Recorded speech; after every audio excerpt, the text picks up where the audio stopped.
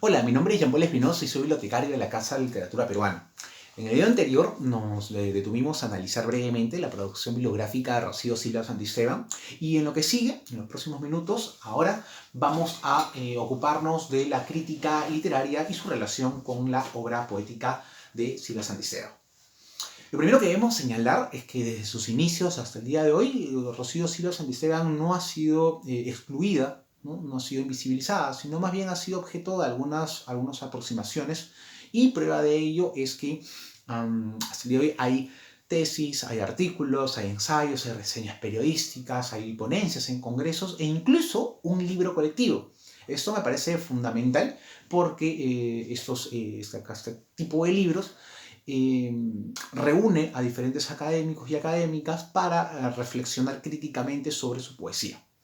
Este libro se llama Venas Negras, la poética de Rocío Silva Santisteban, y se publica en el año 2018 bajo el sello editorial de Paracaídas.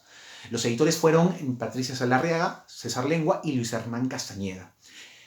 Reúne ensayos, reúne semblanzas, reúne testimonios, artículos y finalmente, y es lo que yo recomiendo, una extensa entrevista con la autora. ¿Por qué la recomiendo en particular?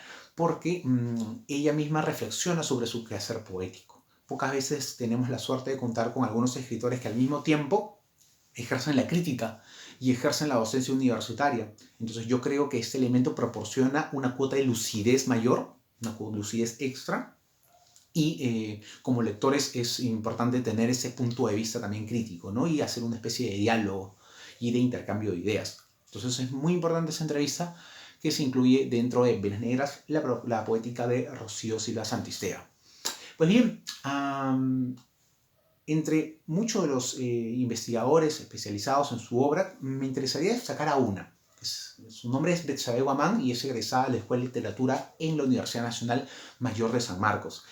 En la pesquisa bibliográfica que hemos realizado, hemos hallado que ella ha publicado muchos artículos que están disponibles en línea, otros están disponibles solamente en formato físico, y que además todo ese trabajo realizado se ha compilado en partes en capítulos de su tesis de maestría y en su tesis doctoral, ¿no? Entonces, su tesis de maestría se sustentada en el 2007 en el Colegio de México. Justamente escoge como objeto de estudio a Rocío Silva Santisteban y Coral Bracho. Me parece interesante esta tesis y la recomendaría realizar básicamente por dos motivos.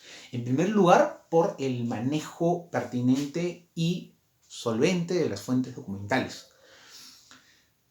Digo esto porque Betsabe Guamán se propone hacer una especie de crítica de la crítica sobre Rocío Silva Santisteban. Es decir, se propone cuestionar aquellos puntos fijos, aquellos sentidos comunes que se han establecido sobre la escritura de Rocío Silva, y para ello recurre a un conjunto de materiales de investigación muy variado y muy extenso.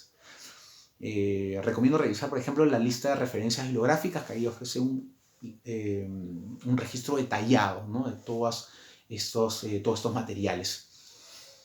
¿Cuál es su tesis? Básicamente es que la crítica literaria ha reducido a la poesía de Silva Santisteban al cuerpo y al erotismo, en tanto sí mismos.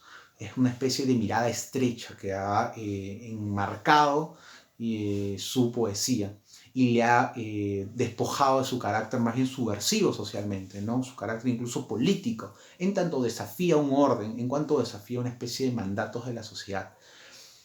Un segundo motivo por el cual decía que es destacable lo que hace Betsabe Guamán es que se ocupa de dos libros que no han sido objetos continuos de estudio en la crítica literaria, que es Asuntos Circunstanciales y Ese oficio no me gusta. Entonces, es muy importante ver estos primeros pasos de la poesía de Rocío Silva, y creo que Betsabe Guamán lo hace con mucha soltura. Ahora, decía que en la investigación se ha encontrado con mayor recurrencia los abordajes a un libro en particular, Las hijas del terror, publicado en el año 2007 y ganador del premio Copé de Plata en el año 2005. Hay muchos artículos sobre ellos, pero quizá podamos detenernos en algunos de ellos. Por ejemplo, en el año 2013, Claudia Salazar publica un artículo en Confluencia, una revista española de estudios hispánicos, y afirma que En este libro se propone el cuerpo de las mujeres violentadas como una metáfora de la nación desgarrada. Es decir, que las marcas de la violencia se inscriben dentro del cuerpo para revelar el descalabro social que gobernaba entre los años 80 y 90 en el Perú.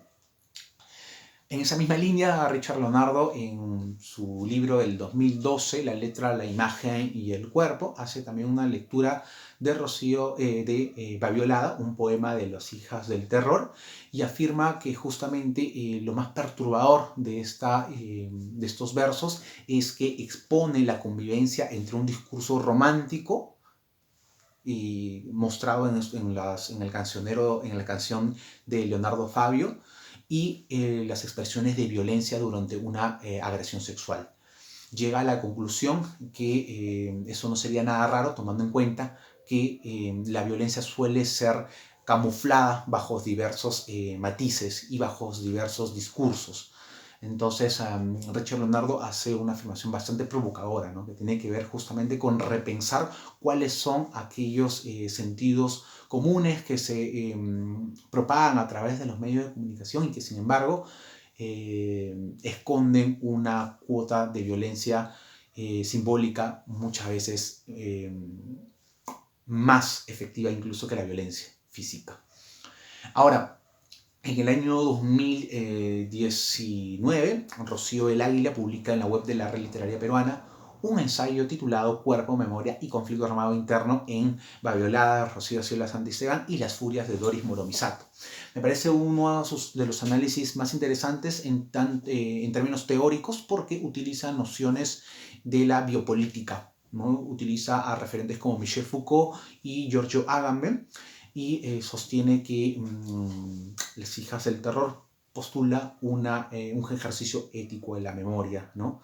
Utiliza esta noción de estado de excepción, una condición crítica en la que el marco legal de la ciudadanía queda desequilibrado, ¿no? Hay una especie de suspensión de los derechos básicos de todo individuo, y eso es lo que más o menos se observa en los versos de Babiolada. Además, guiándose a unas reflexiones de Giorgio Agamben, sostiene que aquí vemos una especie de puesta en escena del archivo de la violencia, es decir, de todo ese conjunto de saberes que se han escondido a los medios de comunicación o que se han escondido antes del informe final de la Comisión de la Verdad, y se han escondido para poder mantener el status quo.